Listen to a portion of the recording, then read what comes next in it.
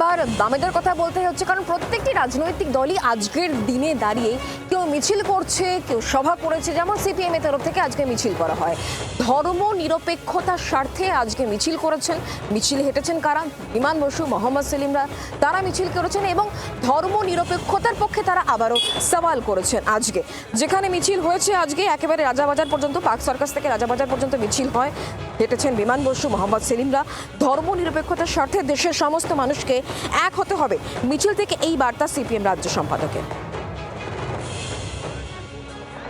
Vote এগোতেই রাজনৈতিক চর্চা তুঙ্গে উঠছে এবং তার সঙ্গে পাল্লা দিয়ে ধর্মীয় কোথাও বিভাজন তৈরি হচ্ছে এবং এই গোটা সাম্প্রদায়িক বিভাজনের বিরুদ্ধেই আজকে পথে নেমেছেন বামেরা।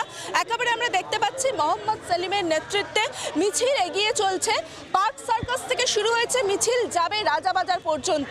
তবে যেটা আশ্চর্য বিষয়, মিছিল চলাকালীন যে রাস্তা দিয়ে মিছিল যাচ্ছে সেই মিছিলের পারমিশন থাকলেও তার গাড়ি আটকালো না পুলিশ এবং গাড়ির মধ্যে দিয়েই মিছিল কিন্তু এগোতে হলো। বার্তা মূলত দিতে চাইছেন আপনারা আজকের এই মিছিলের মধ্যে? আমাদের দেশের স্বার্থে, দেশের মানুষের স্বার্থে, তাদের ঐক্যের স্বার্থে, আমাদের সেকুলার ডেমোক্রেটিক যে রিপাবলিক তাকে রক্ষা করতে হবে।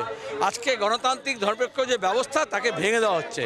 সেই জন্য তা ভেঙে গেলে এই এসআইআর দেখছো, ধর্মের নামে সব কিছু হবে, এথনিক ডেমোক্রেসি হবে, ফাসিজম।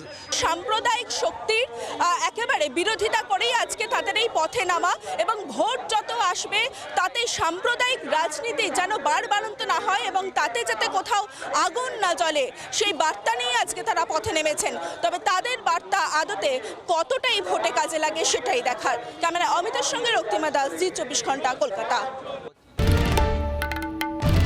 বাংলার আওয়াজ, বাঙালির আবেগ, জি 24 ঘন্টা।